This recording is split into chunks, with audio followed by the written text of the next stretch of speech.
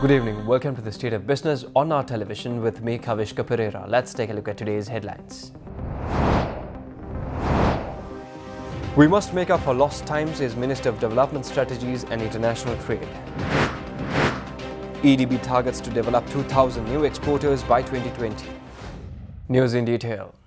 The Sri Lanka Export Development Board today held a media networking session in Colombo, where the EDB's action plan for 2019 was unveiled. Speaking at the event, Minister of Development Strategies and International Trade Malik Samaravikrama expressed the following with regard to the national export strategy put into place by the government. The last year was a landmark year for our export sector. We launched the 5-year national export strategy following extensive analysis and consultations with the industry. The NES has set out a clear agenda for action, and now it is being implemented with the support of all line ministries. We have to make up for lost time during this unfortunate political crisis and move forward very quickly. I want to thank the private sector, chambers, the National Chamber of Exporters and the others for their unstinted support to the NES.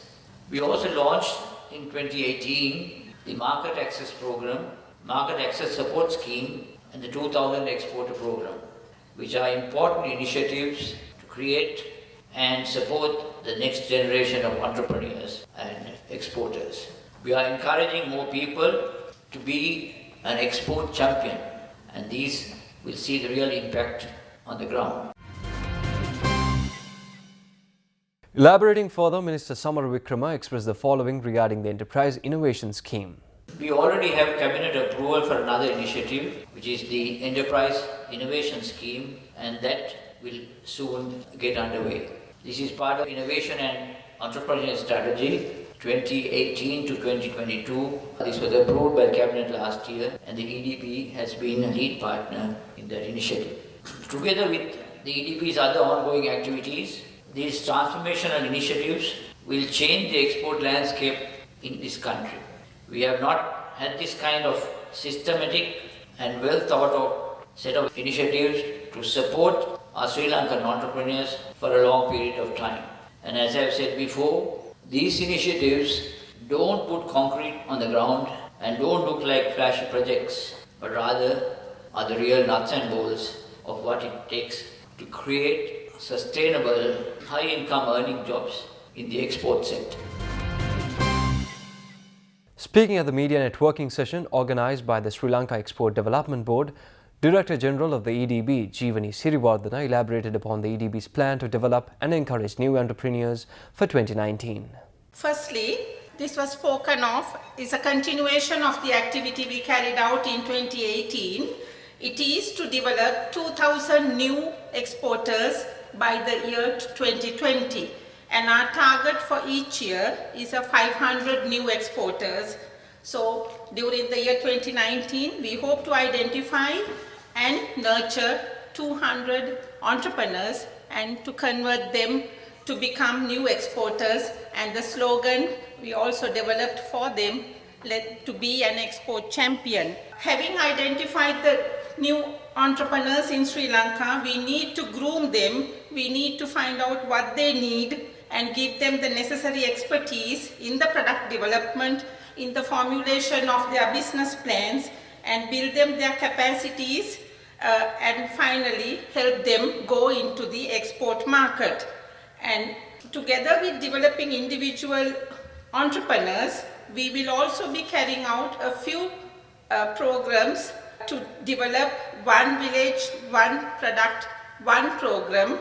The concept of OVOP programs will be carried out in a few selected villages in Sri Lanka. Also, in the context of developing new entrepreneurs, we will nurture within these 2,000 exporters, we have identified to develop 200 women entrepreneurs. So during this year, out of the 200, we will be dedicating our efforts to develop women entrepreneurs to become exporters as well. Speaking further, Jeevani Siriwardana expressed the following regarding the EDB's plans to promote organic agriculture in Sri Lanka for 2019. Also, we have a dedicated program for 2019 to develop organic agriculture. As you know, the world is demanding more and more organic products, and Sri Lanka is quite capable of supplying and growing these organic products. So towards that, we will be initially preparing a national database on organic agriculture to identify who the farmers are, where the lands are, and where the processing could be done. So a database will be compiled by the EDB in the year 2019. And also we will be preparing an organic research institutional database, because there are many research institutions, but we have not been able to put them together or bring them together. So we will be doing that, of course, together with the Department of Agriculture and Department of Export Agriculture. And also we will make recommendations. The EDB could only make recommendations. So we will do that to the Department of Agriculture for preparation of a national organic agriculture policy. We will also help prepare organic regulations for the Sri Lankan organic sector. As you know, the Export Development Board, by an Act of Parliament, has been given the mandate to be the nodal point for the development, promotion and growing of organic products. So these are, and also we will help growers to obtain organic certifications to ensure that organic product, and also ensure that credible organic products are manufactured by the farmers. Stay tuned for more news after this short commercial break.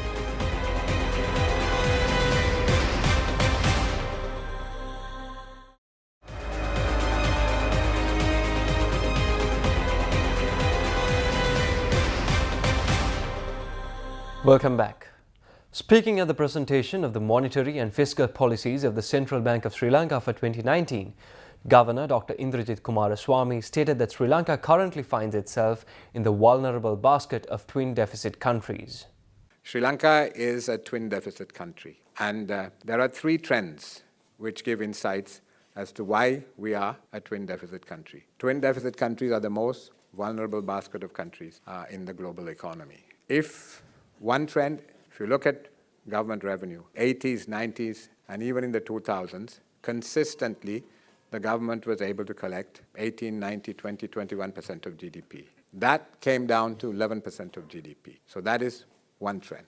The twin deficit, the budget deficit, really has come about because of the significant reduction in government revenue from around 20% of GDP to 11, 12. It's now on its way up. It was, I think, 13.7% of GDP in 2017, and we need to get it up to about 16%.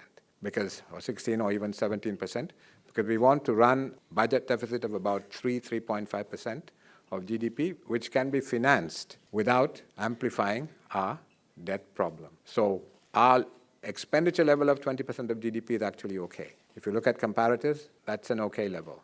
Of course, one can argue about the quality of public expenditure and improving the quality of public expenditure, but the overall level is okay. But to sustain 20% of GDP expenditure and have a budget deficit of 3.5%, which can be financed on a sustainable basis, we have to get revenue up to 16.5%, 17%. So that is really the challenge. When people keep saying that this country is overtaxed, I'm not quite sure where they're coming from.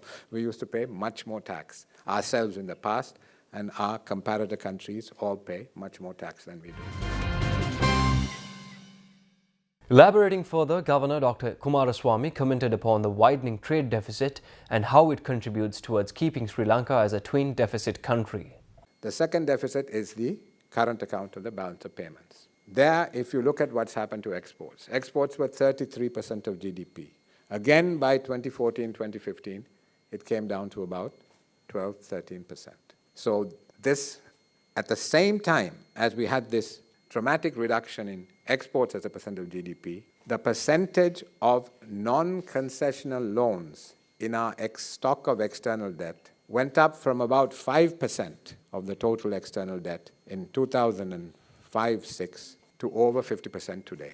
So exports came down, non-concessional debt went up, and this non-concessional debt was not used in projects which gave us a high rate of return. not just a high rate of return. When you take external debt, you have to get a rate of return in the tradable goods sector. You have to either earn foreign exchange or save foreign exchange. So we did neither. So these two trends, exports come down, the stock of external debt has gone up. It's now about, I think, 35-40% of total debt, and the non-concessional debt is over 50%.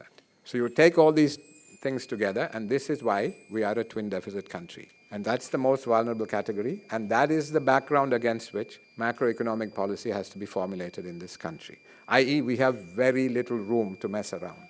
We are really in a straitjacket. So messing around, whether it's in economics or politics, is fraught with a great deal of danger.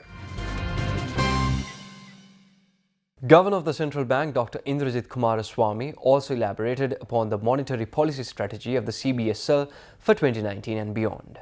The central bank conducts monetary policy in an increasingly forward-looking manner with the aim of maintaining inflation at low and stable levels in the medium term, thereby supporting the economy to reach its potential. In 2018, the central bank conducted its policy in a challenging environment with rapidly evolving adverse global conditions, as well as several upside and downside risks on the domestic front. New developments in the global economy, in the wake of rate hikes in the United States, and economic normalization in most advanced economies have demanded monetary authorities around the world to adjust their monetary policies accordingly. The Central Bank of Sri Lanka also had to consider domestic developments, such as the depreciation pressure on the currency due to capital outflows and the widening trade deficit. These, of course, argued for an increase in interest rates. And there were other factors like subpar economic growth, deceleration in monetary aggregates and credit, moderate levels of inflation, high real and nominal interest rates, as well as continuing deficit liquidity conditions in the money market. And those factors support a reduction in interest rates. So you have to balance these pressures in terms of some indicators were arguing for an increase in interest rates, others for a reduction.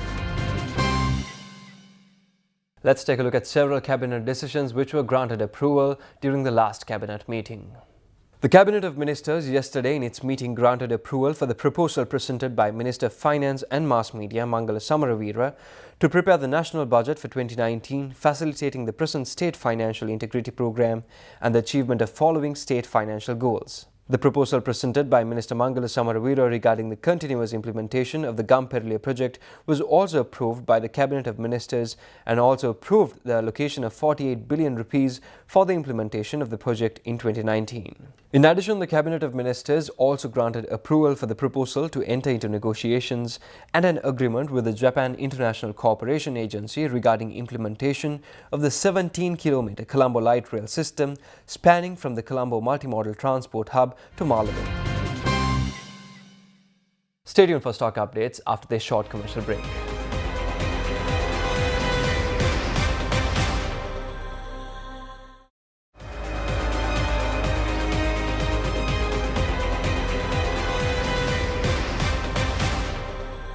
Welcome back.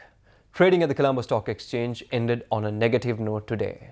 The All-Share Price Index dropped 3.72 points to close at 6,058.42 and the S&P/SL 20 dropped 19.55 points to close at 3,091.52. The turnover was 804.6 million rupees and 12.8 million shares were traded.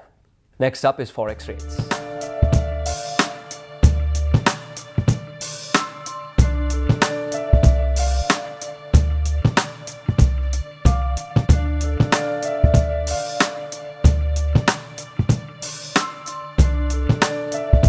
Well, that's all the news we have for today. Join us tomorrow at the same time for more of the very latest. Thank you and good night.